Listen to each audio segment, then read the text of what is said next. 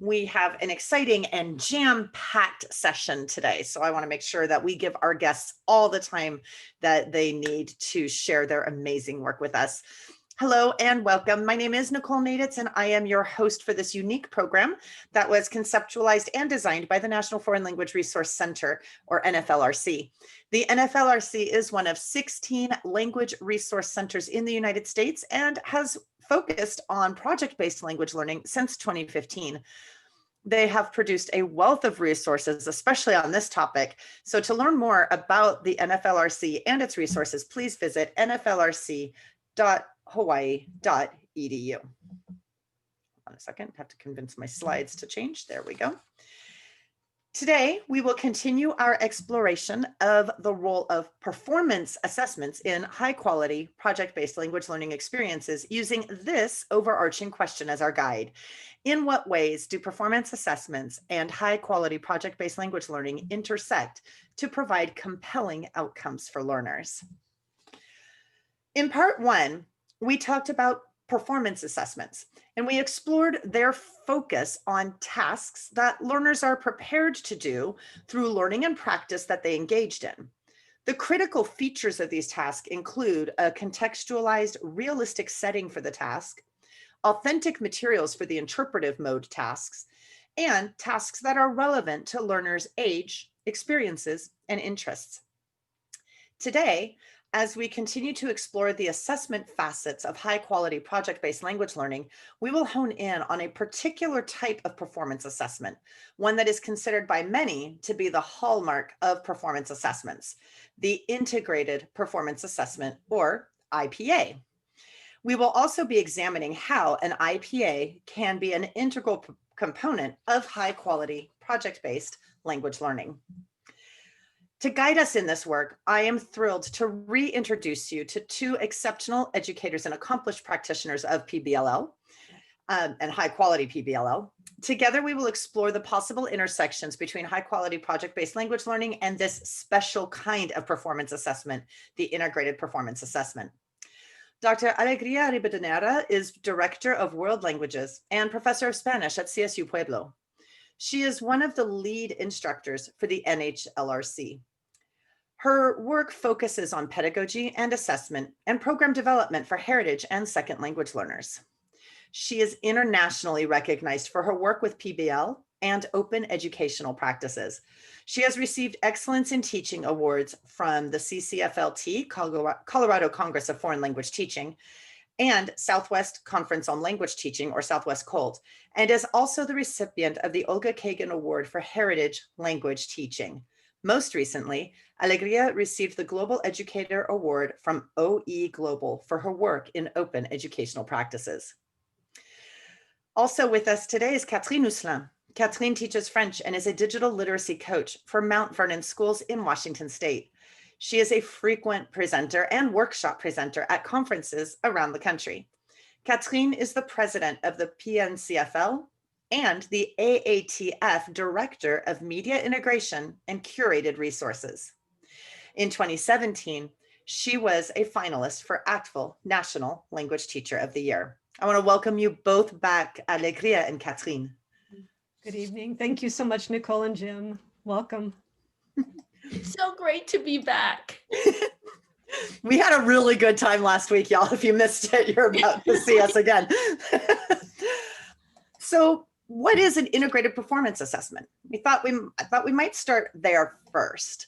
So the first thing we're going to do is actually let our guests talk to you a little bit about this. Alegria, how would you explain an integrated performance assessment, or IPA, to someone who is new to the concept? How much time do we have? No, I'm kidding. I will try to make it short and sweet. And I think our examples are going to speak for themselves as well. When we're looking at integrated performance assessments, we're looking, first of all, at what can the students do with the language. Not what they know about it, but what they can actually do, what can they perform, but also in a meaningful way, in meaningful communication, something that is authentic and real and natural. I like to think of it as, what would people do in the wild with the language, you know? So just as a quick example, when you read a paragraph, have you ever stopped and circled the subjunctive? You know, when you read an article, unless maybe you're a linguist and you're doing a study, none of us would do that, right? But what do? We look for main ideas. Maybe we pull out vocabulary. That's a natural thing to do. When I design a performance task in my courses, I always think, would real people do this for real? So, for example, one of my favorite things is to have my students pull their phone, pull a picture out, and tell their friend what's in the picture for a warm-up, you know, because that's, I mean, how many of you have done that? Probably all the time, right? Oh, look at my kid, look at my dog, look at something. So this is the performance side of it, right? Something that is meaningful. What can you do? And then we're assessing it. So we're trying to see what can they do? What can our students do with what they know of the language so far? And we use our performance descriptors. Can I narrate, describe? Can I use paragraphs? What can I do? And through this assessment, also what we're doing is we're having them perform, practice, we give them feedback, and then they perform, practice, give them feedback. And this is a way that we are assessing, whether it's formally with points or informally, or, you know, if it's summative, formative, whatever we need to be doing in order to give them feedback. But then maybe not the best part, but I mean, the more natural part, which is also the integrated part. Yeah. So in the integrated part, we're looking at how they can do it across modes, because most of us don't just read and stop there. You read, then you go and tell your friend about it. Hey, I just read this great article. And then your friend asks you a question, right? So you're going to go across modes. So you're going to present. Somebody else told me this. I love it. You know, presentational, interpretive, then you're taking it in. First you're taking it in, interpretive, then you tell somebody, presentational, and then you talk about it, you know, and then you do your interpersonal. And all these things just happen very naturally in conversation. It's just that now we're very conscious of doing this. So when we're doing integrated performance assessments, what we're doing is looking at what can students do in the language across modes and looking at our performance descriptors. So then we can see where they are. How do we give them feedback? How do they get better at using the language, not just knowing about it? So I don't know. I mean, there's so much more to it, but hopefully this is a good start, right? But you pulled out some of the really important components, because this is an old example, actually, and it's not all the tasks, but from some things I did with my first year French class. And one of the key things, as Alegria pointed out, it's across the modes. And the coolest thing about an integrated performance assessment is ideally the entire assessment, all of its pieces are contextualized within a situation that makes sense for why the learners are doing each task. And each task itself is kind of recontextualized to remind the learners of like where they're at in this situation that has them going through each of these tasks and why they're doing the tasks they're doing. So that there's this really cohesive feel to the integrated performance assessment. It still features all the other things we heard about performance assessment last week. It's contextualized for the interpretive tasks. The documents are authentic, whether they're audio, video, or print. And the students are responding to things they are prepared to respond to using language and experiences and interests of their own, so that it's really personalized for them. And so taking all of that introduction, so that was a whole 40-hour workshop on IPAs condensed into about 6.5 minutes. Taking all of that, I'm going to ask Kathleen now, you know, given what we know about IPAs as a form of performance assessment, what are some ways that you have seen IPAs actually impact learning? In other words, students kind of learning from what they do as a matter of their assessments. That's the most important part that I like to share. I think that when I didn't use IPAs before, to the first group that I ever used them for, and now when it's just part of everything that we do, I've seen such a change in how the students react to what our unit is or what our project goals are. And I love, I have a lot of performers already. So I have the musicians and we have the actors. This is French. We have a lot of students who sing and they understand the idea of the performance. And so we're getting ourselves ready. We know our tasks, we know our outcomes when we start. And it wasn't as though we didn't know that before, but they're rehearsing. And then when they're rehearsing, when they're doing this, if we're having a formative speaking activity or a listening exercise, etc., they know that this is helping them get ready, so that they're tuning into it in a different way. Whereas maybe they had no idea, why am I doing this? You're giving them that path to follow, and they're going, okay, I'm going to listen to this so that when I come to this, at the part of the performance assessment, I know what I'm going to have to do. And I'm doing this so I can get ready. And when you click into those students who know what it means to rehearse and to practice and to get feedback, when we come to that task, I see that the students are just, we've done so much of the practice and the feedback loop that they're natural performers. They tell me that they feel so much more empowered and they feel capable. That's our thing in French class. We always, je suis capable. I'm capable of doing something. And the pride that they can say, oh, you know, I'm able to do this. I'm better at this mode. That's one of their little feedbacks that they say. I'm stronger in the interpersonal writing than the actual interpersonal speaking. And go, okay. So that language that they come up with then, because they know those different modes, they're growing in their own bubble of knowledge. And as learners, they see themselves being accomplished people. And, you know, you highlighted something early on first, that was that connection between practice and assessment. So the learners know, they know what is expected of them all along throughout this high quality project-based language learning experience, which is probably part of a thematic unit of some kind. And they know what is going to be expected of them. And they can tell that the tasks that you're doing that theoretically are practice tasks, right? They can tell that those tasks are designed to support them along the way. And what's really interesting is when they get to the actual pieces of this assessment, they realize pretty quickly, something that came up in the first webinar, it's not a trap, right? We're not trying to catch you in what you don't know.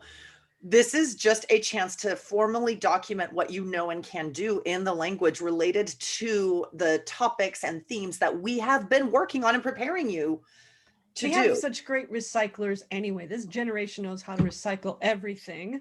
So Yes. they're just recycling it, and they're saying, look at what I did, pulling it all together, putting it in this package, because an IPA to me can be a package. Yes. Saying, ta-da, I really did it. Ta-da. The other cool thing is they can learn from the assessment directly. At least I think all of us here in the room have seen this. One of the really nice things about using authentic texts is, well, there's many nice things, the windows to cultural perspectives and the use of language in context. But I actually have overheard students saying, like, after doing a reading that was an authentic text, and it was part of an assessment, right? And first thing they'll say is, wait, that's it? I know. Well, yes, because you were prepared to do this. It wasn't supposed to be hard. That wasn't the point. And then, but also, I overheard them on their way out the door going, that's so cool. I learned something about da-da-da-da-da-da-da, whatever the topic of the reading was. So we can actually have them be excited about assessment tasks and see everything they do in our class as just more opportunities to learn and grow their knowledge. I like to see that, especially at the novice, mid, novice, high level, when they're finally coming into their own personalities, identities as language learners. Yes. That's the first time they read we have an article about a famous singer named Kenji, and we had read other little things, you know, Kenji, he's kind of popular at my school. But when they get to the IPA and they are able to watch the video, read the text, discuss and ask questions, they're like, and it's because something they like. First of all, it's, remember, we said interests. Interests, absolutely. And they walk. I do ask them some. I ask them to reflect. You know, after they've done the IPA, Yes. I go, it was a lot easier than I thought it would be. Yes, that's we're honestly, we do need to have the students self-praise more often by that, what they can do, and that they can recognize that they have learned. And that's been my biggest focus on IPA is self-pride, congratulations. You've done this thing that you knew you could do. Yeah, I absolutely. think that's so important, Catherine, that you're saying this, because I like to think of assessment as something that I do with them and not to them. I like that. You know, write that down, right? Because students for so long, they're just so conditioned to just have the teacher give them a grade. you know, that they don't understand that this is something you can do together. They can assess if they have the rubrics, and you give them feedback. This is something that you're building together and you're assessing, and that, you know, so there, it's a much more collaborative thing. And you're working towards it together the whole time. Right, right. And you're just kind of coaching them. You know, I love the performance piece also, Katrine, that you were saying, you know, for those who perform music or something like that. One thing is, you can tell me about, you know, the notes and how they fall in the, you know, and how they're made, but can you play the piano? Can you actually play the piano? You know, it's a very different thing. So they have to engage with it, they have to play with it. And something, Nicole, that you were saying that I think it's important to remember is also that they think about how we're assessing the same way that they're learning, in the sense that you're doing this in class already. It's not like you sprung it, you know. So this is how you're learning, and then that's exactly, it's going to be repeated in your summative assessment, right? And there's no surprise, because that's how you're learning. And so I think it does make a difference, this performance ideal, and also the fact that you're participating in the assessment together. And it's interesting that they would know the words for it, that they know what presentational is, that they know interpretive, that they know, you know, because then that makes them have ownership of what. Well, and just like when you're using the hand gestures, Alegria, absolutely, I do that with the students. Runs like on the first couple of days of when I see them in level 2 to begin with. You know, we do that so that I'm putting this out there. This is what, and I've said this also, if you're in a performance, if you're in athletics or choir or whatever, and you know that you can't just sit in the back and not do the thing. When we get together for the concert or for the game or for whatever the thing is that we have to do as a group or as an individual activity, you can't hide behind your desk. No. And I think that we see that with other content areas, perhaps, where students can just sort of disappear into the woodwork and not have to show what they know, show what they can do. Yeah, absolutely. Now that we have a bit more of an understanding of what an integrated performance assessment is and why educators might choose to incorporate this kind of assessment in their practices, Kathleen, can you tell us about an IPA that your learners have done as part of an HQ-PBLL? This is the first time I'm going to be doing it online, so it's a little bit, you're going to be seeing some examples. The students are working on this idea of tourism. And since we can't go anywhere, I've done this for a couple of years in class experience, but now I've had to transform it to that. So we started out with this IPA in the idea of, who am I as a traveler? What are my identities? What are my qualities? What do I consider to be a good traveler? And we use our little tag of, are you a thoughtful tourist, or a thoughtful traveler, or a typical tourist? So we do that, we kind of get ready, we prime the prompt, because our actual next IPA thing that we're doing is about the impact of tourism on heritage historical sites and on the environment. And so we're pulling in not just daily life, we're also looking at science and environment impacts. And that's how we're going to mix those themes together. And though it's interesting, because students in my area are not massive travelers. They tend to stay in our little town maybe until they're 25 years old. Some of them maybe not have gone to Seattle, which is an hour away. So bringing that into students and having them, it's something they want. They all want to get out and explore the world. If you've grown up in a small town, you know that you want to see the bigger world. And so I'm grabbing those kids in that way. But we're looking at interpretive listening. So we've got the causes and effects of the tourist behaviors. We've got interpretive reading. And that's that beginning, like priming the pump thing, like we were doing, the differences between typical travelers. We've got blogs for that, tons and tons of blogs and articles online. And then the students are also improving their interpersonal speaking with question formation, asking about what they've learned from the readings and the other activities, the videos that they've watched. And the last thing that they're going to do is they're going to take a stand and they're going to promote responsible tourism in an area. And I mean like a country or a situation of their choice.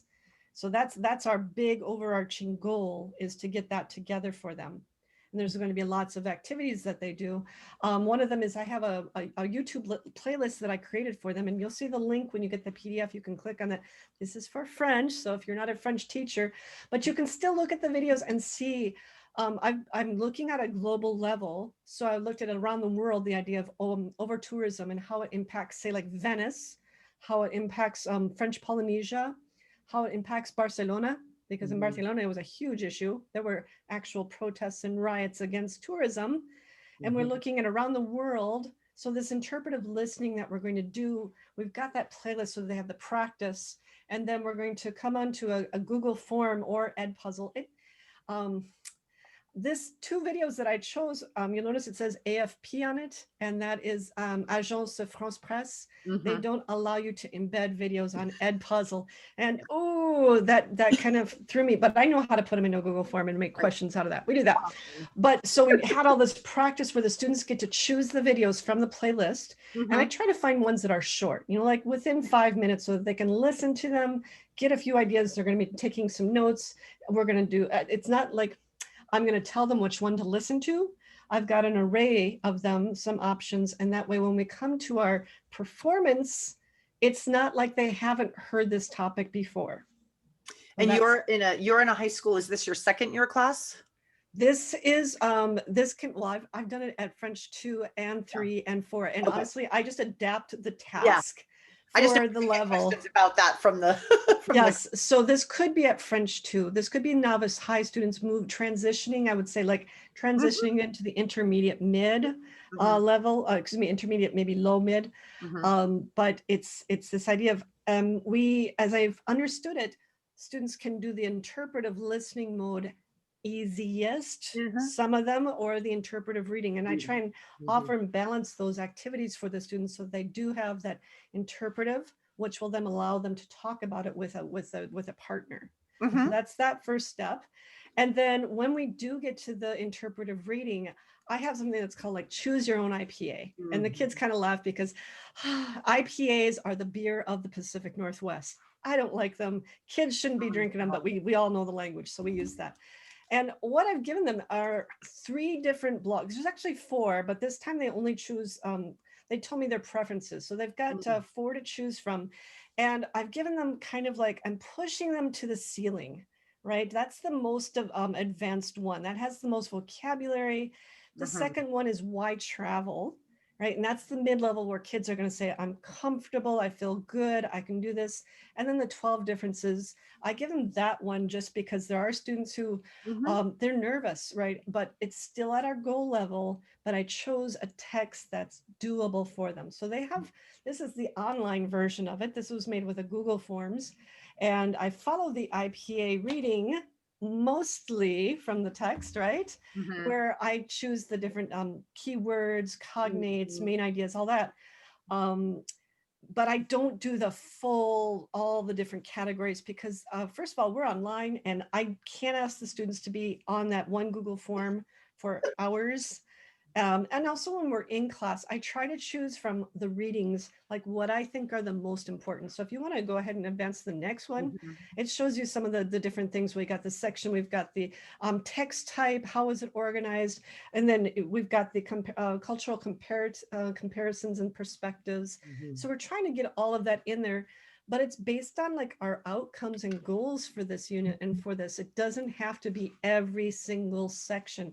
No. I might mix and match throughout the year so that sometimes we do this keyword identification or we do this author perspective. It's whatever you feel is that most important for that subject. And I think some of the tasks are better suited to certain kinds of texts as well as certain ranges of proficiency. And for those of you who are wondering what we're talking about, I will make sure that if they don't already have it at the NFLRC, I'll send them a link to the template that Catherine is referring to. It is included in the keys. Oh my gosh, I suddenly forgot the name of the book. Hold it up again. Thanks. For integrated performance assessments. Yep. So here's the book, and I attended the ACTful workshop and yes, went through that whole thing. And I was saying this last week that the first time after I came back from the workshop, I did the full shebang Yes, with you did. every single thing that was in that book. And the students actually said, are you mad at us? Right. Because they hadn't had that, they've been assessed in similar ways, but never like formaically like this. And it was a shock To them, because it yes. was long. And so I say, choose your own adventure. And there are 9 tasks in that for just the interpretive template, which is one of the appendices in this book. There are 9 possible tasks that they offer to us as educators and practitioners to modify and adapt to both the text and our learners. And as Kathleen is saying, we're not going to do all 9 tasks. And honestly, your learners, if you're doing it one time with authors' perspectives, and the next time, the ELA people, they loved me. The first time I ever showed this, one of my IPAs off to the ELA and the principal, they were amazed, like, "Ooh, that's exactly what we're supposed to be doing in our ELA class." And I said, "Aha! So you're saying I'm helpful for you? It's a good thing." Yes. So then we have the interpersonal speaking, which that we have different activities to get us up to, but our main goal is for them to, when they choose the place in the world that they want to discuss the impacts of tourism, and it could be positive, it could be negative, but mostly kids are kind of negative. They like to go for the gory stories. They've learned how to ask each other, why did you choose this? What are the problems? What are some solutions? And so they're going through a couple of tasks together to get them ready. And you'll see there the picture cards with the text. That's one of the ways that I help them practice the idea of having that conversation. It's a lot of scaffolding. It's a lot of sentence frames and chunks, so that when it comes to the performance, they've seen the idea, they know what they're being asked to do. And they've done it before. And I allow them to use, if sometimes I was like, can we have just like 1 or 2 questions on a net card? And I say, yeah, I'm not trying to get you. What can you do? Can you understand your partner when they ask you a question? Are you able to present what you research? Because part of this is that they have to research the area, the impacts, and the possible solutions that could make this a better situation in the area. So we do lots of practice so that when they get to each other, the first time I did one of these was on migration and how people move around the country. And then, I still have the videos from these students who are like, why do you think people move? I think people move, and it was because it was their first time. Yes. And after a while, after doing this, they can now just have a normal conversation. But which I'm working on is more teen speak, because it does sound like adult speak. Stilted. a little bit, but we're working on trying to make it more they're like, what a teen, like, what's the problem? Or just more natural. And that's because I worry about sometimes IPA talk can be very it sounds like college level discussions, but yet my students are 15 to 18 years old. I want them to still feel like that's part of their vocal identity. And that's part of responding to their age and experiences, right? Is, like back in the day when we might say, pretend you are a da-da-da, and it's some random career that's 10 years off from where they're at chronologically, and so exactly. That's one of the things I learned is like how to take the text that I was giving them and stop thinking like my adult and start thinking like a 16-year-old. So I have a 16-year-old nephew, and I would say, how do you do that? Right. So thank you so much. We're going to hear about a second integrated performance assessment now. So remember what you just heard, because there's a lot of different ways to do this, and a lot of the possibilities truly are endless. So Kathleen just shared some tasks from just one IPA that she has done with her learners. And now Alegria is going to tell us about an IPA that her students did. Just something quick before I go into that, because I love what Catherine was saying about her students, asking these questions in teen speak. So you kind of want to know who are your learners, definitely. But at the same time, I also love thinking that they will transfer these skills to their other classes. Yes. The regular speaking in their home language or in their dominant language, and so in a way, what we do in our language classes actually transcends our classes. It sure does. When we're asking them to ask better questions, provide more detail, speaking in paragraphs. This even at a simple level of we actually are the subject that specifically gives students skills to approach a text that may have unknown language, and we teach them how to deal with that. Yes. And they're gonna encounter this their whole lives. I mean, I Yes. still do. I read something that I don't understand, and then I go back, and try to figure the structure, pull out some vocabulary, look it up. So yes, we are. I mean, I think we do a lot more than just, Sure teach do. a second language. There's just so many more skills that come into play.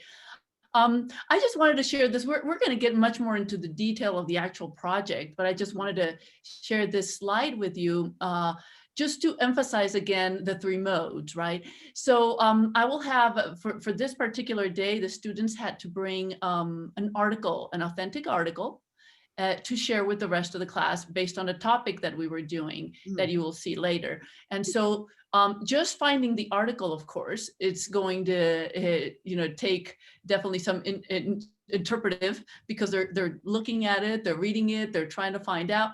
So they're taking it in, right? And then they had to bring it to class and present it to a friend and say, this is the article I found, this is very natural. Who doesn't do that, right? So this is the article I found. And so then they would present. The other one, of course, is interpreting what the other one is presenting. And all of a sudden now they got to talk about it, right? You got to ask questions. Where did you find it?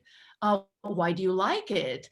What were the main points? What vocabulary did you find? And all of a sudden they're doing the interpretive. So that was one of the tasks that is part of a larger project that they were doing, is just getting an article. Then within their project, once they created a presentation, which was part of the project, they had to present it to their group, right? So now we're asking them to inform, to explain, and in the case of this project, as you will see later, persuade. And so now they're doing this. The people who are listening are in the interpretive mode, but you also got to give them tasks. You can't just say, listen, they'll fall asleep if they don't have something to do, right? So I actually have my little hojitas del buen oyente, my little listening sheets. There's things that they have to, pick up while they're doing it. And it's part of their grade, by the way. And so, you give them tasks in the interpretive mode. So, okay, you have to pull the main ideas. You have to formulate questions as they're presenting. What do you have to do, right? And then, of course, again, the completely natural thing that is happening, by the way, right now, right? I'm in presentational, you are all in interpretive, but I can see the questions coming in. There's no more natural thing than what we are doing right now in doing this in class. So, later I saw a question, somebody said, well, what is the difference between this and project-based learning? So it's gonna come together. A nice person who asked we're that. getting there. We're gonna do that in a second. But in a way, what you want to get from this is that you get your three modes, and they naturally occur around a topic, around a group of tasks that will do a bigger whole at the end. And I think, and as we said, it's coming, we're putting all the pieces together, but an integrated performance assessment, just like individual discrete performance assessment tasks, can be done in any language class, whether or not there's a high quality project-based language learning experience going on. Similarly, you can do a high quality project-based language learning experience that includes its own forms of assessments that aren't necessarily an integrated performance assessment with multiple modes and, this connected scenario and situation. So we are putting two things together today that aren't always in the same space. And I love that because it segues right towards where we're headed. So now that we know a bit more, good job. Now that we know a bit more about IPAs, we're going to return our focus to high quality project-based language learning. Now, remember that high quality project-based learning experiences include 6 criteria, each of which must be at least minimally present for the experience to be considered high quality project-based learning. The mere presence of each of the criteria is not the goal, but only the beginning. The highest quality project-based language learning experiences will deeply impact student learning and development across each of the 6 criteria. And as a reminder, those 6 criteria are intellectual challenge and accomplishment, authenticity, public product, collaboration, project management, and reflection. So as we get ready to explore IPAs as a component of high quality project-based language learning, let's first hear about the high quality project-based language learning experiences that Catherine and Alegria facilitated. These high quality project-based language learning experiences you're about to hear about include the IPAs that Catherine and Alegria just described. So Catherine, can you go ahead and take us through the HQPBLL that your students were engaging in during the IPA that you described? So to come back to that was the advantages and inconveniences of tourism, right? It was just having them look at, I'm gonna have you go to the first slide because that is to me, we've got these prompts and picture hooks. This is how I started off, and go ahead to the next one. I should tell you where I am. I'm in the Skagit Valley, so it's Washington State. It's about 2 hours north of Seattle, and we have the largest tulip fields in the United States. Ooh. In fact, we sell our bulbs to Holland. So Isn't yes. that ironic? The original let's say Europeans that came in were from these areas, so they brought with them their bulbs, and we have the largest. So people come to our area to in May, March, depending on when the bulbs when the blooms start, and it is an international affair. People come and walk around.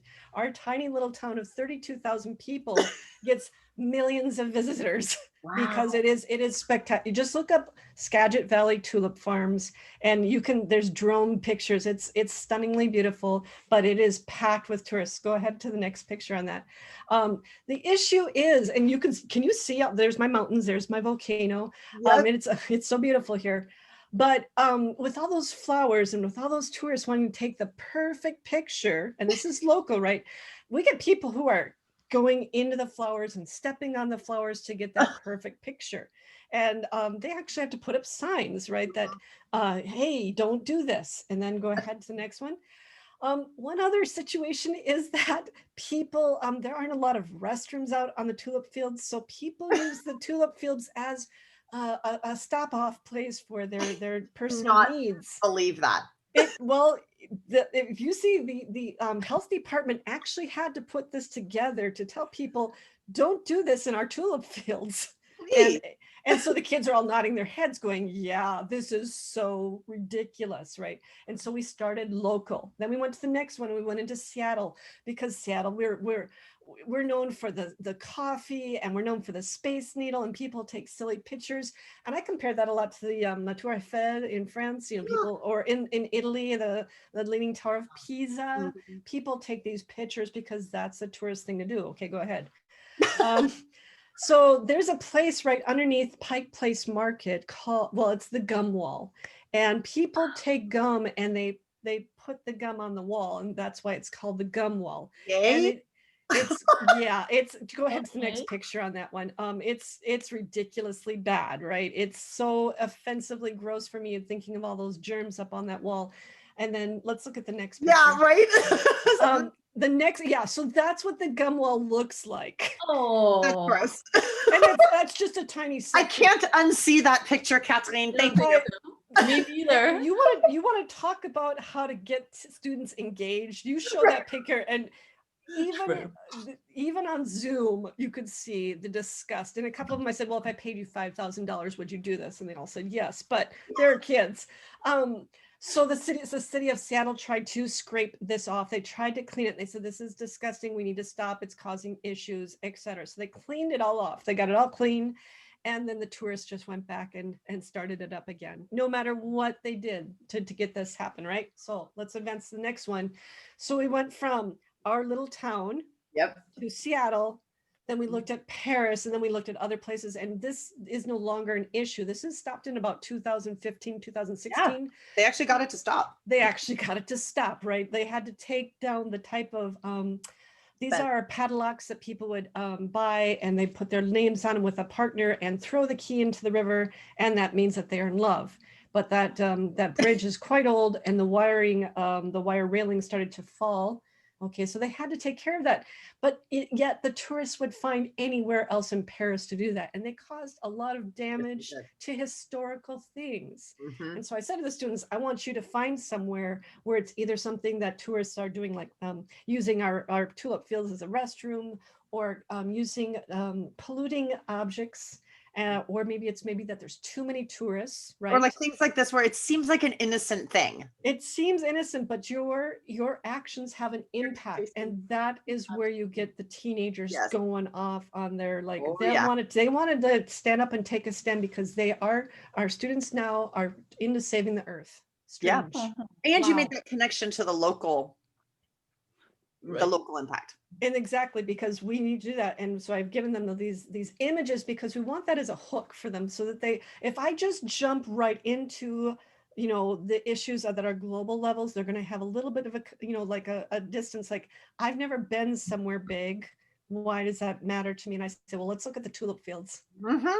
Okay, so let's talk about tulips, and then we bring it up, and then we bring it up. And that way, when you gently lead students to that global level of thinking, Yeah. that's it's authentic, it's a real problem. And Mhm. then they It's want everywhere. to and then they start investigating on their own. So their deal is to create some type of promotional, either Like it's a going to be public service. public service, or Mhm. like a hashtag, or they're going to start a campaign on social media to Mhm. get something, like, to promote awareness and to think of solutions. Mhm. And then that discussion part is that they're going to query their partners on what they chose around the world. I let them choose anything that they want, as long as it's tourism impact, positive or negative. Okay. And that's our project. And we're looking at, like, this is the Fountain of Trevi. Okay. I was there when I was 16, and then again when I was 25, and this is in Italy. You throw a coin, okay, into the fountain, and you get to come back. It's in Rome. But do you see that this is the issue of over tourism on a city? Venice, of course, has the issue. There's too many tourists. The city is just not able to sustain that. And so we're talking about sustainable life. We're talking about ecology. And there's a lot of investigation for the students to go on, because, I mean, there's one, if you're just throwing your trash, that's one impact. Of course, we all know pollution, but what do you think can also happen when people come to one spot? If you're a Game of Thrones person, yeah, that city, okay, I can't think of it, Dubrovnik, yeah. It's a small city, but everybody went there because it became famous. And it's Instagram, social media actually has impact on tourism, and the kids are looking at that, like, should we be promoting places to the point where they can't sustain the number of people visiting anymore? And honestly, this is fascinating to them, because they live it every March, April, May, when they have thousands of millions of tourists coming through, and they can't get from their house to school because the traffic is so bad. Wow. They can relate to it. Yeah. So, and then we look at all these pictures, and this helps us lead conversations about, we said, this looks like when the tulips are up, we know this. And that's been our project, is investigating places around the world that have been either damaged or in peril of being damaged by tourism. Wow. And so we've got this, like, well, there's got to be something that they come out of this, is that they're going to have the tourisme durable. It's like sustainable tourism, responsible, what we do for economy and economy or environment, and what, the society. How do we work to this together, so that if I'm thinking about Hawaii goes through this more than people realize, the impact on the beaches and on the coral. We're talking about just anything that can be damaged or changed by the impact of too many tourists. So we want them to start thinking as global citizens, what they were going to do to promote that and change it, or at least give suggestions on how to make that happen. We've got our essential questions here. These are, I put them in English and French. You can read those, like, just how can we be responsible and engaged travelers? When I travel, what are my responsibilities? And how do travelers and personalities and perspectives shape their identities as travelers? That's a big one, right? That's like big. So we have our can-do statements, And this is kind of two, like the first four are our unit, and then the last four are our project. And that might not be the normal way to do one of these, but I like to kind of mix and blend. And that's been my learning from my students, is that if I start off with the basics and then I can take them into the high quality project, right? Then they're more like, I've primed the pump with them. Absolutely. And so they know exactly when we're talking about in the IPA, naming those things, those are on there for the students so that they can see that, you know, the students know those are their can-do statements plus the modes. I usually have a second page with the modes on them, but I didn't want to put too much in this presentation. So, and for those of you who don't speak French, in the center, reminding her learners, so these are can-do statements. They all start with I can, and it says I can because I am capable. Yeah, that's our power stance. Absolutely. It's our warrior thing. So getting in through this, we came at it as a different approach this year. Since we can't travel, we can talk about the ideas of virtual tourism. And then when we are able to tour, when we are able to go travel around to the different places, what are we going to do to make it a better place? Yes. Love that. So everything's like all integrated, as we say. Right. And what we're going to do now is we're going to switch over to Alegria's high quality project-based language learning experience. And Kathleen, this will give you a chance to jump into the chat. It doesn't look like there's anything in Q&A. And then I will if I forget to, remind me and I'll hop in and give you both a chance to answer the questions that have appeared. We'll do Kathleen's first so that Alegria then has a chance to look at the questions that appear for hers. All right. Alegria, tell us about your project. Oh, I'm glad to, but as always, I always have to comment on something cool. Yes, of course. Everything she does is so cool. But I really wanted to highlight what you were saying, Kathleen, about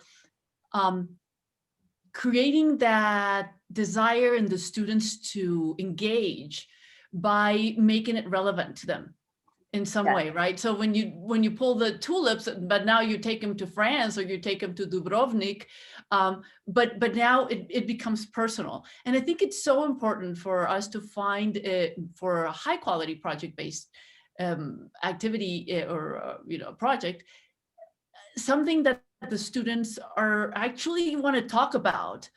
And this takes me back to the textbooks, when there are all these contrived topics with all these semi-related exercises of filling in the blanks or true false, all the textbooks that we've seen. And we're forcing these topics that maybe they're not interested in. I always think if the students can have voice and choice, at least in some part, right, of the project, it's going to become so much more fun. They actually want to learn the words and the way to talk about this, So I love it that you did that. I live in a town kind of similar to yours. I got to come visit because we are about an hour and a half from Denver, but our town is called Pueblo. So for those of you who speak Spanish, yes, my town is called town. And my students, they don't travel either. When I ask them, where have you traveled? They say Denver, so it's just a very working class town. We're also something that for the people who weren't here in the last webinar we did, we are about 45% Hispanic in my town. So I have a lot of heritage language students. And I teach university, for those of you who didn't catch that either before. So I teach at a university to mix classes. So I have heritage and second language learners with a huge variety of abilities and levels, right? So project-based learning is just integral to my program because it meets them where they are and it helps them grow in their own proficiency wherever it is they need to go. Of course, I do have my assessments and my targets, but I also understand my students come from very different backgrounds, second language learners, heritage language learners, etc. So now going to, something that is fun, that's something that they can relate to. And my goodness, who cannot relate to food, right? There's just so many things we can do with food that I actually taught a whole class. This is the privilege we have at the university level, called Food and Society. And it was a fully project-based class in which the students engaged in 7 projects throughout the semester. So they completed 7 different projects. This is one of them, and I'll show you the other ones because last time people wanted to know what the other projects were in my other class, so I did put a slide on that. But I wanted to concentrate on this one because I think that it's very adaptable to even novice, novice high, intermediate, but it could be something advanced and even superior. I mean, you know, there's a public service announcement. You're trying to convince people and, you know, hypothesize how will the world be if we were to do this? How would our health be? So, you know, you can go anywhere with this. But I really wanted to present this one as just to give us an idea of how it would look. So for this project, I always like to start with the theme. So the theme is food. And then the product. What are they going to produce? In high quality, we're talking about an intellectual challenge that in which students produce a high quality product. So the product was a public service announcement embedded in a mini web page each student had to make, where they would feature a food, whether it was natural or processed, and they had to give some background about the food, some history about it, where it grows, etc. Then talk about its nutritional qualities, talk about how it's typically eaten, and then make an appeal to the public regarding eating it or not eating it, based on the nutrition. So the students had to create these videos and create the mini web pages on a wonderful program. If anybody's looking for the coolest, easiest program to use for mini web pages, I use Wakelet, and it is, I absolutely love it. It is just incredible, the range of things you can do in it. So they had to create a Wakelet, and then they had to make a class presentation of their Wakelet and do a question and answer activity. And then they had to write a reflection card. But the extra part about this is that this Wakelet went on a public website that they created throughout the class. So if you go to the next one, you're just going to see here are just the directions that the students get. I really am a firm believer in directions because a project can be very overwhelming when you present it to the students with all its parts, right? So first, you know, just a description, then all the items that are going to be assessed in the project and how many points they would carry. And then of course, also the work schedule. You know, that's another big thing about high quality project-based learning, and that is project management. So we have to model that for them. How does that look? How do you start? How do you take your steps in order to complete it? And then the last piece of the handout is of course the rubric, because that way they can assess themselves. We can assess each other together. And that just makes it so much more fun. So then if you go to the next one, the next slide, thank you. You're gonna see here are my precious students. This was actually right the day of the pandemic that they sent us home. That class picture. We got so lucky we got to take our class picture. But you can see them working in different facets of the project here, creating the Wakelets, presenting their Wakelets, and bringing, some of them thought they'd be fun to actually bring the foods to class and to share it with, you know, so it just really became a really fun type of thing. So this is just some pictures of them working on the projects. And then if you go to the next slide, you're going to see this is the website. And I can give it to you if you all want to go and see the products that my students created. And this website is actually being used by friends of mine at the middle school and at a high school. They're watching my students' public service announcements. They're watching, I put 6 projects here in case of you are all curious. The first one was just writing a country profile about the foods in a country. And they had to actually find the recipes and create a little Wakelet with that. The second one, the one I'm presenting, is the public service announcements about nutrition. The third one was exploring their own food identity. And so they had to create a video of them talking about their food identity. They had to integrate pictures, family stories. So if anybody wants to see, you know, the food identity of heritage speakers who are caught between 2 worlds, you're going to find out, for example, that one of my students' food identity was frijoles, tortillas, pumpkin pie, and pizza.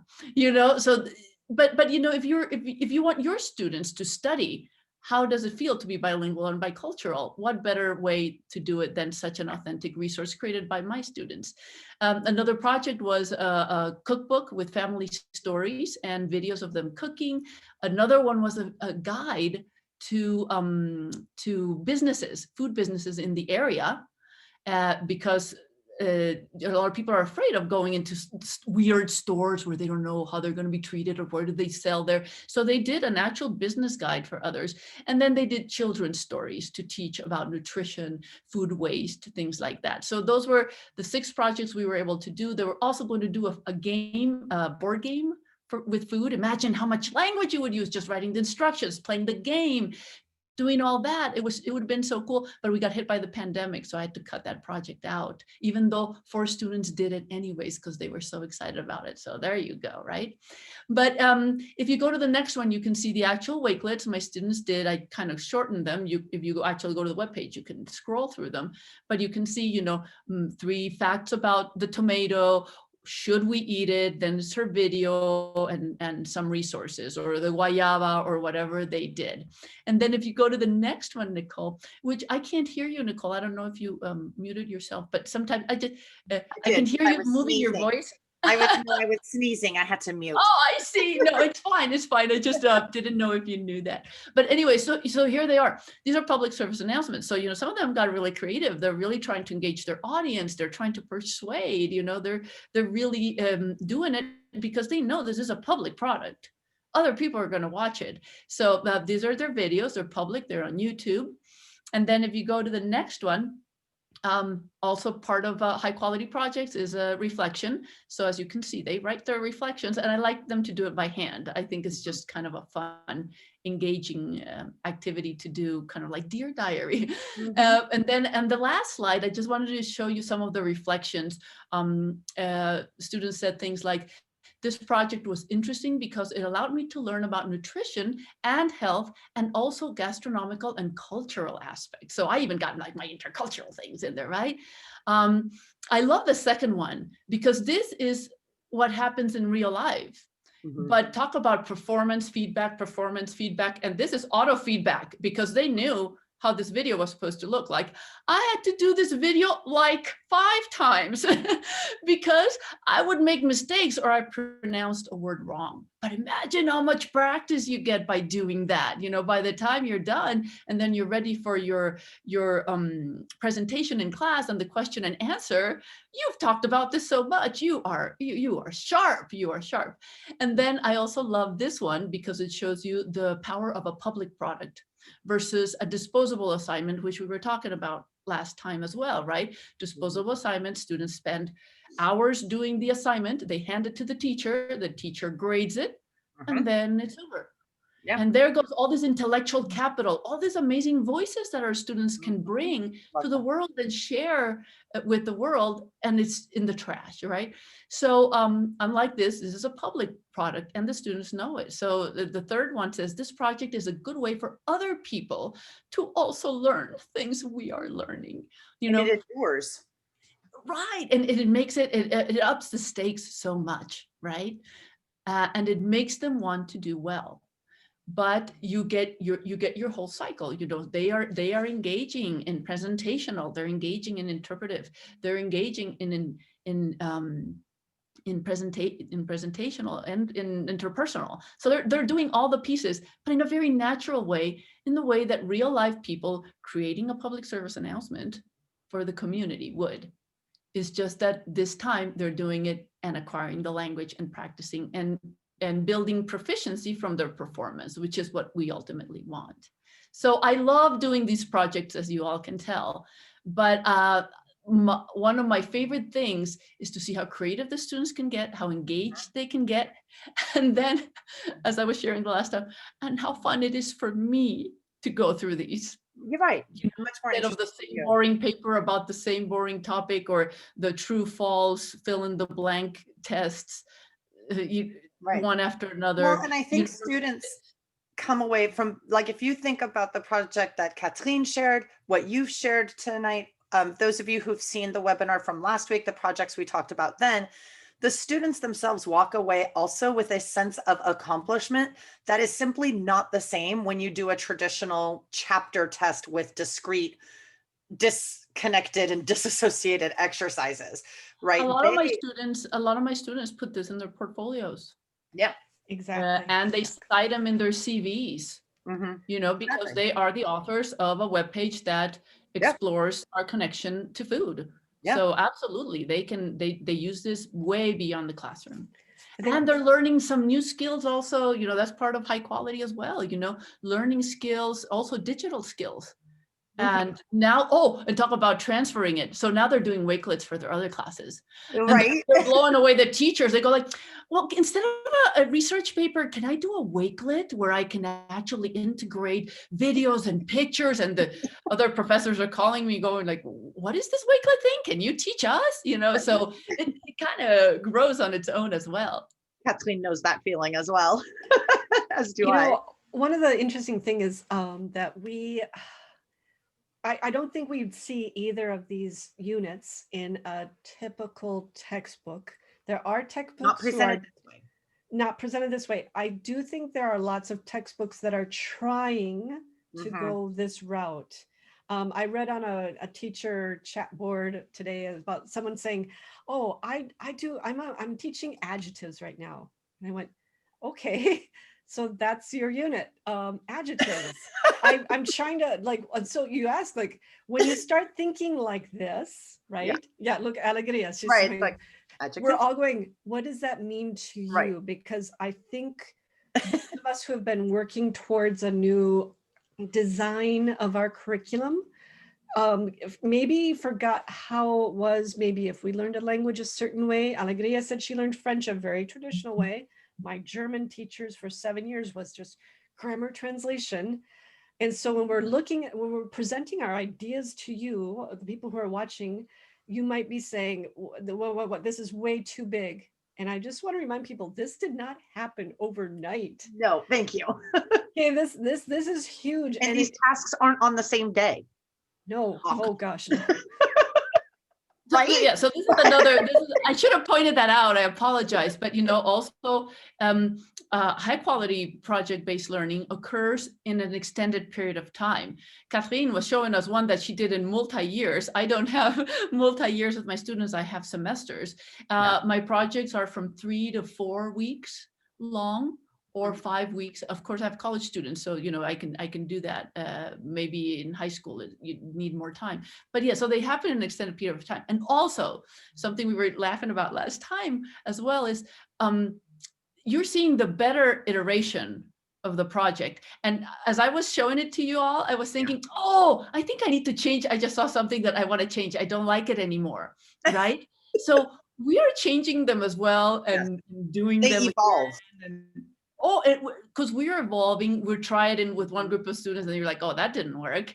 So for every good project you see out there, there's been like 4 maybe that didn't go so well. But it's good to share with others. Alegria, there's a really good question in the chat. Just a thought on that. Oh, because your students work at a different level or a different way. It just says how much of the research and collaboration is in the second language. Yeah.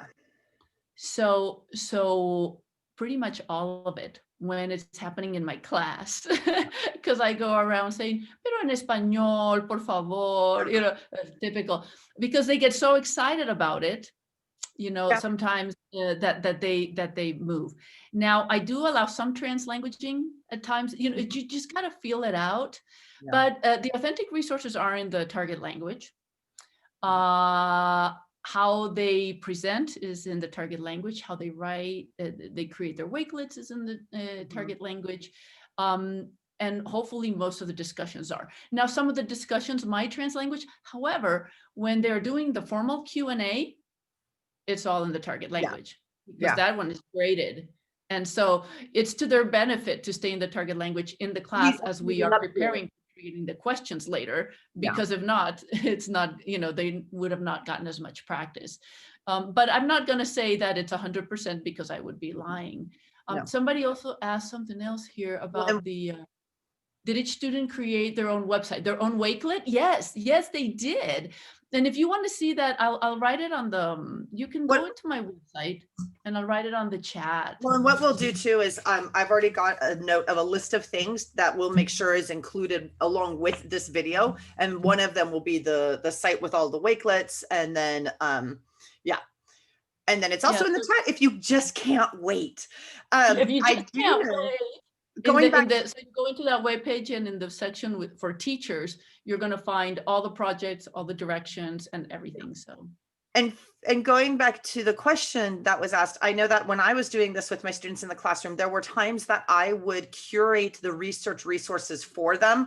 They were all authentic resources, texts, documents, infographics, videos, and so on, but I would curate it and present it to them in a way where they had it, like I could take them to a little website where that had everything they would need, and to try to help them stay in the language with the confidence to know that I've helped by selecting resources I know that you can understand. If you would like to look at others, there might be an opportunity for you to do so. And I also can't stop you, and I don't want to discourage your inquisitiveness, but sometimes when it comes to that exact question, we as teachers have to curate the research resources for them so that they'll be able to accomplish the task while remaining as much as possible in the target language. And another quick note is you might have noticed on one of the slides earlier with just some clipped screenshot samples from one of my really early IPAs. It is very common, especially for students operating at the novice range, for the interpretive tasks to be in English, so that students get a separate, kind of a distinct assessment task and score or rating for strictly what they understood and not their ability to say back in the target language. I don't want to turn their reading assessment into a speaking assessment or into a writing assessment. And I have other ways to capture their writing that they've been preparing for. And I know, finally, we need to get back to questions that Catherine has received. That'll give you, Alegria, a chance, if you haven't been able to yet, to see if there's additional questions that you'll want to answer after Catherine. What are some things that I've received? The one I saw a question that said, how long did your project take? Oh, yeah. Okay, so anything, I haven't had a chance to look yet because I'm listening and moderating. So just whatever you saw. Mine was about 6 weeks, but then again, I see if I'm in, okay, no, every other day for about 84 minutes when we're in class. And then on Zoom, I see them twice a week for 50 minutes. It's just a lot different, but we're still working through it. Like I grabbed the parts that I knew were the most important for this. And I don't know that I'll have them do the PSA in the same way because a lot of them, like their microphones don't work or something. There's some, you know what, I'm gonna be presenting this. And the joy is I get to see them again if they are juniors. Okay, I will see them next year and we'll just finish it off. I think that there's been one interesting follow-up after or during while I was watching this, working with this webinar presentation. It was on place, in person, I should say. It was amazing how many teachers were a little bit taken aback that the interpretive tasks were in English. I know. That's why I brought it up. And I listened to this very carefully, and I understand that they don't want the students to be able to go and scan and grab. Right. Like just they're copy pasting basically. And so when we're designing these tasks, we're getting them to use, you've read this information, what can you share? So you write the question so it gets them to go beyond just like find the answer. The word level. It's beyond that. And then when you're at the cultural comparison level, it depends on which group it is. Sometimes I'll have one question in French and I'll say, using your own level of French, or if you need to use bilingual language, go for it, or use English. It's okay. We'll get to that place eventually, but I want them to be able to say, I can express my opinion, and then let's look at the language you need for that. Exactly. And it's, people like, you're asking the questions in English. And I said, well, I can see both sides to that. But I do know, and I've seen a lot of fill in the blank type of finding the text, which year this happened. And did that really help out? Did I get any information about what students understood from the text by asking that question? Right. And you're asking yourself as you develop these tasks, do you want just simple parroting, or do you want Right. reflection? And if we're going to look for that intellectually challenging experience for them, then let's see, I'm looking at this comment from Francis. I know, I was just looking at it. Vocabulary research shows, and then I lost the chat. Don't worry, keep Oh, going. I've got it. That incidental uptake is very slow. How do you ensure that adequate amounts of academic items, multi-word units, idioms, and so on are actually learned and retained? I can't guarantee that they're going to retain them. I'm going to expose them to it. It's not like we can get everything done in one unit. No. And that's the joy of, multi-level, And the the spiral constant experience, recycling and spiraling. recycling of it. And so that's why I have never given a vocabulary test in the past 15 years. I don't, if you can't remember the word for apple, guess what? You're going to look it up because you need it. Mhm. But a lot of kids will memorize certain words, like mine, theirs is facocher. That's one of the words that they will remember. It's like, what's your favorite French word? Mine for my students is wild boar. Mhm. Wow, weird things that students remember, right? But it's Yeah. fun. I make sure that the language that they're interacting with from the authentic resources are things that I want them to be able to say, like those set phrases. I feel like, I believe, I agree, I disagree. I'm going to give them a lot of that, but they're also going to be interacting with those texts, sometimes with a little bit higher, but then I gloss it. If it's something that I've found online, I can put the parentheses in and add maybe the gloss or at the bottom. When I'm doing an ed puzzle with a video, I will sometimes put a little note on there. Just I'll stop the video and say, and did you notice that, or did you hear that? So that we're giving them those, those supports. Retained. Boy, that's a tricky word, because I can say that retaining is a personal thing, and everybody retains at their own level and their own pace. And, and I think Alegria is going to want to jump in a second also. But going to Francis's question, the nature of having units that are driven by a contextual and communicative purpose is actually going to do more, and research does confirm this as well. It's going to do more to ensure that these new words and terms and phrases are going to become part of their active, usable vocabulary, because they're going to have so many interactions with them.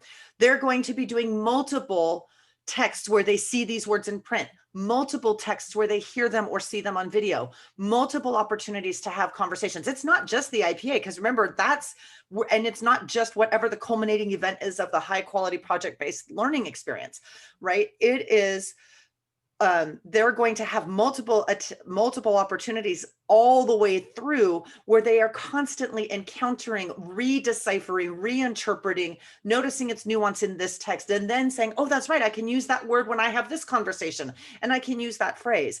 And so doing it in this way, where it is deeply rooted in a context, is actually going to do more for the retention. It's going to do more for the quality of the academic items that they pick up, as well as the cultural and linguistic items that they pick up, than any like traditional discrete vocab list, verb conjugation based approach is going to do. Okay, that was my soapbox. My apologies. Alegria. I love your soapbox. I wanted to tag onto that, because I think that what you were saying was really interesting. The moment that they recycle all these things over and over, saying in different ways, they're going to start retaining it. Yes. Like Catherine, I don't guarantee everybody will, No. right? There's just no way we can do that. But I don't test for it either. It's not like I give them vocabulary tests. I think part of the important things we should remember is, first of all, the students' voice and choice. If they have some voice and choice, if it's something engaging to them, in my case, if they took a class called Food and Society, I'm assuming they like the topic already, right? But if it's something they choose, like they chose tomatoes or mangoes or whatever, they're going to want to talk about that. And so wanting to do that is going to help them pull that vocabulary together in order to do it. But going to what Nicole was saying about the resources, right? Do I always use target language resources?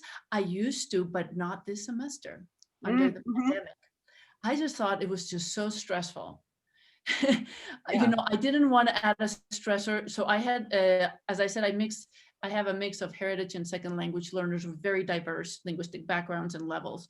So some of them, I did this project in this other class called Good News Project.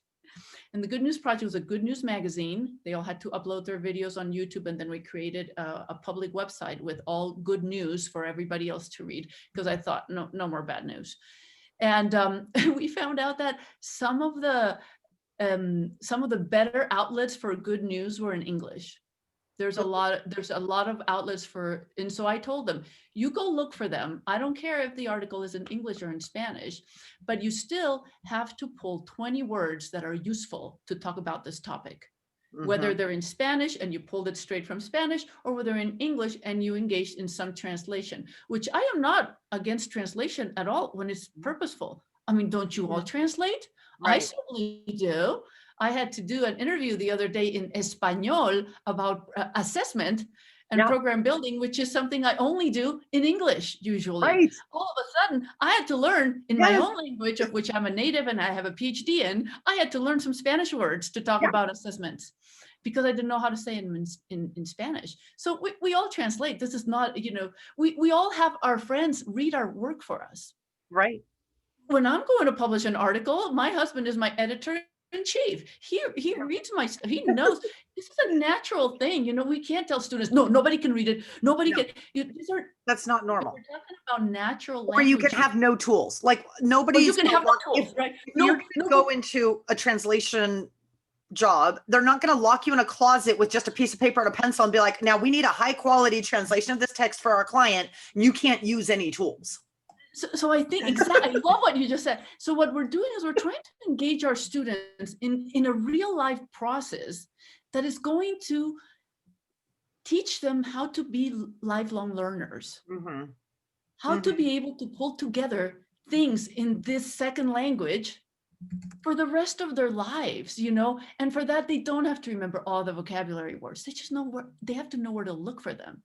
They have to know that when they look for a word, they better understand if if they're using it as a verb, as a noun, how are they using it? What are the different uses? So even like teaching them how to look up a word becomes a skill that they're going to use as a lifelong learner. So then they don't tell you things like, for those of you who speak Spanish here, soy un gran ventilador de Michael Jackson.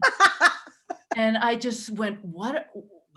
You have to read it out loud in English to get the gist. The word fan, which is like what ventilador is what ventilador is what cools you down. It's but an object. He was one of these of Michael Jackson, and I was trying to figure out what, you know. So in the process of project-based learning, when students are creating a product and engaging in a long journey of creation, they are imitating what we all do in real life. Yeah. And they become lifelong learners, so they can look up their vocabulary if they don't have it. And I explain to them why I tell them not to use Google Translate. Like, you have to be fluent in order for Google Translate to be a useful tool. Here's a more appropriate tool for you, wordreference.com, for example. Or, you know, like, I help them understand how to select and use the appropriate tool for their task. I'm going to have to move us along, unfortunately. I know. One really quick thing, though. Okay. You also have to teach them about language levels, just like you teach about interpersonal interpretation. They have to know about language levels. They have to know where they are and what they can shoot for, because if not, they're going to be incredibly frustrated, right? And so sometimes if they're older and they have baby language, you have to respect that they are adults with adult thoughts. And they're frustrated by the limitation of their second language production. So all these meta things are very important for them to know. They're huge, and it helps them. It helps them be more at peace with who they are as language learners, and know what to, like you said, to strive for, but also to have confidence that I have confidence in you. The tasks that we are engaging in are tasks that I am supporting you to be ready for, and that I also know you are going to be able to do this. You don't need language beyond your current proficiency range to do what is requested of you, right? And so I'm going to pick just a couple of our remaining questions. What we're going to try to do is connect the dots a little bit. And I think this will go pretty naturally for you all, for all of us. Given what we know about high quality project-based language learning and IPAs, what makes an IPA a particularly good form of assessment? Since we know we need to document those times when learners are officially showing us what they know and can do, so that we can communicate to them and to other stakeholders what it is our students are able to do in the language. And right now we're stuck communicating that largely as grades, but we help our community understand what those grades mean in terms of language skills that our learners have and cultural skills. So what makes an IPA a particularly good form of assessment to use through this? Catherine, I saw that. I had to listen to you say it one more time because it was coming. Okay. Yeah. It's strange. It's not strange. It's uplifting. My students say that they feel more confident in this approach to assessment than memorizing something for a fill in the blank, whatever, random test, right?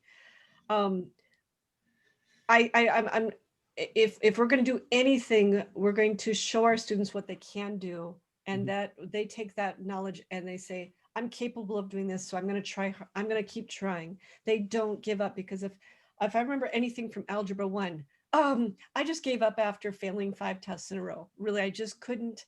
Right. I couldn't see where I was successful. There wasn't any proof. So some of my students, because they're heritage or native speakers of Spanish, they read French so well. They go, I got this, or they hear it really well. They can hear because they're used to code switching. IPAs give them that chance to shine in the mode that they can do best. Some of my students are just natural speakers and they'll go on and on, but if I give them something for reading, they get a little, they don't know every single word that they're looking at. And we work through that.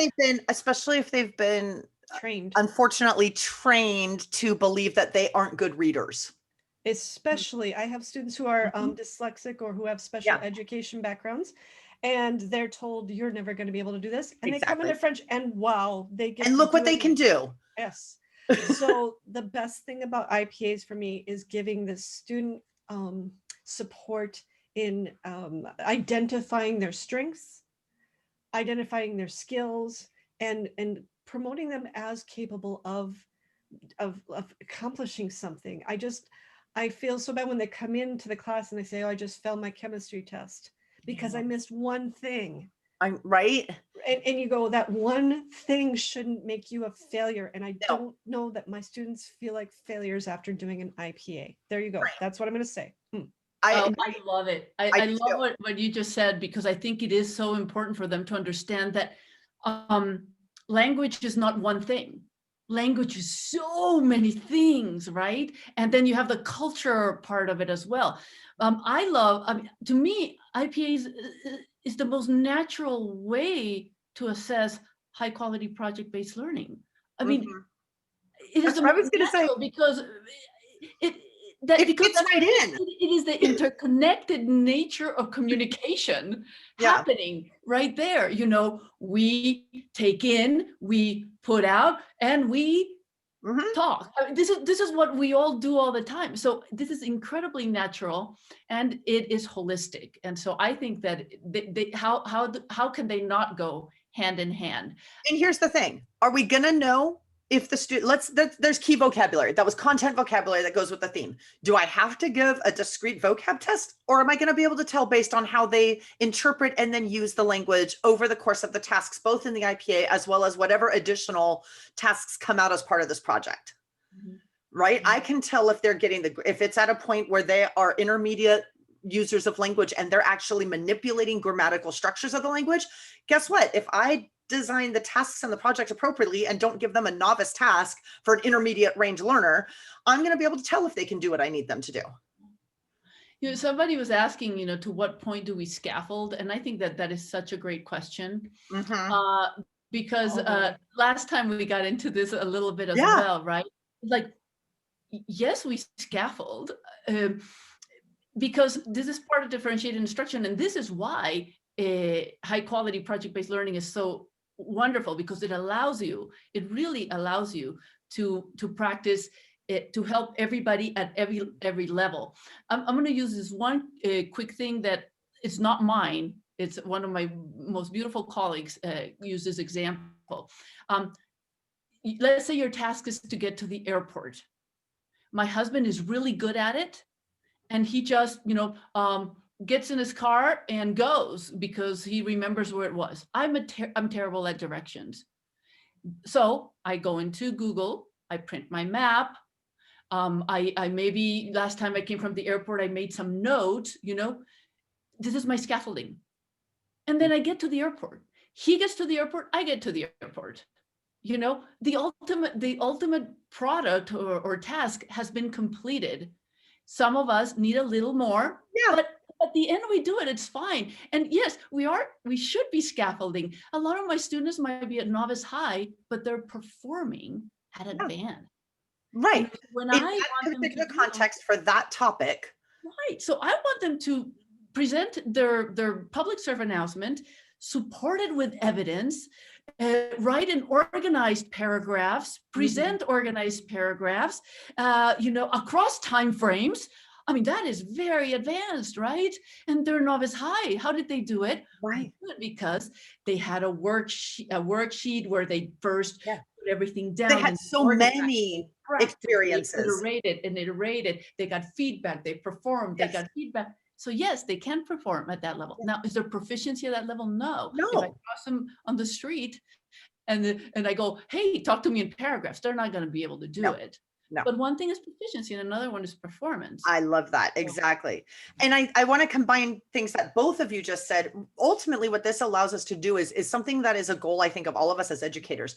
We want every single learner in our classes to become an expert learner operating at their optimum level of challenge.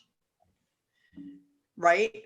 That's what we hope that they experience in every class through every content area. That's really what we want for every single learner, right? And high quality project-based learning experiences, assessments that are authentic and contextualized and meaningful are going to ensure that every learner can contribute at their optimum level of challenge, and every learner can bring their expert learner strategies to bear, that we're going to help support them and scaffold for them as well. So very quickly, we have literally, well, maybe a minute, seriously a minute, because I have to say a couple of things in closing. What advice do you have for teachers who might like to try? This might be their first time. It could be their first time with both, right? Both IPAs and high quality project-based learning. So what advice, if you had to synthesize it into a super tiny nutshell, what advice do you have? I'm going to start on that one. I would start with the IPA first. Just try it out and then look at the examples. If you don't get the book, there's a lot of them that are shared online. If you go to Ohio, I put that link earlier in the chat. Just don't, I wouldn't try and do both of those at once, because you gotta get your students used to a certain, you're not training them, but you're training them how to think like this, plus adding on the high quality practice. It's going to be a little bit tricky for them, and you don't want to overwhelm them. So if you're K-12, let's just say, get them used to performing this certain way and then add in that. But don't try to do the whole thing. That's my last bit. And you know what? A lot of those activities, a lot of those tasks can be used as formative. Yes. I use that all the time, the same style. So that it's just, don't test on anything that you haven't, don't test any different way that you already haven't assessed before. I like that comes up repeatedly over the course of these two webinars. It's so important, right? So I'm just going to echo Catherine and say, baby steps, a lot of patience. Try a baby project, something, just a baby project. And for those of you who have to have cover this curriculum, just sneak it in parallel. Add a performance task, and then, maybe get more familiarized with actual guidelines, can-do statements, and that's just going to start getting you to think that way. But baby steps are fine. Right. And don't give up. The first time you try anything new, it almost never goes well. right? Don't let that stop you from trying it, but it's just be realistic and understand you're going to have this big dream in your head of how it's going to go. And it's very unlikely to turn out that way. And it might turn out even better.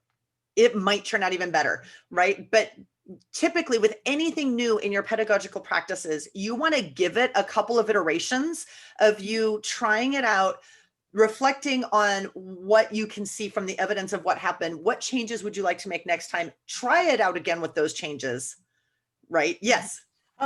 This is one weird thing that I've noticed. I will either I'll gameplay it either with the low, like novice high kids, or I'll gameplay it with the AP kids to see how they do. Yes.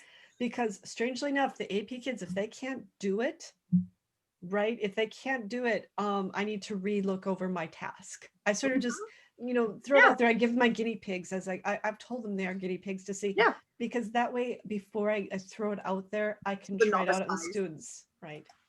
I love that. And with that, I want to first thank all of you for joining us in today's program. And I know some of you came to both days' program, so thank you again for that as well. And I want to thank our guests, Alegria and Catherine, for all of the expertise and examples and everything that they shared. In fact, I've got a list of what we will be ensuring is included in the TED Ed course that you will be seeing. So this webinar will become the content of a short course designed for language teachers. And for more information about the short courses and programs, you can visit nflrc.hawaii.edu. And lastly, and finally, I'd like to personally thank the team at the NFLRC in Hawaii for their vision and leadership, as well as for their direction of this specific project. So on behalf of all of us, I hope that you all found just one thing that you will take away with you to your practice. Yay. Merci et bonne année. I wish everyone a very safe, happy new year. Such a pleasure. Yes, absolutely. Yay. Thank you. Share this if you're involved with the teacher education realm. Please share this with your teacher. If you have a student teacher, share this whole series with them. Please get them to watch. Just sometimes a little. There were some podcasts leading up to this. Yes, absolutely. Thank you so much. I know we didn't quite answer every question, but I think if you dig into a lot of the materials and resources that will be shared, you'll find a lot more support. Yes. Oh, and thank you for the reminder, Jim. The survey link is in the chat. I think it goes out again when all of the registered participants get the email with the link to the webinar. So please do provide feedback. We do look at it and it informs our next steps in the development of future programs. Yeah.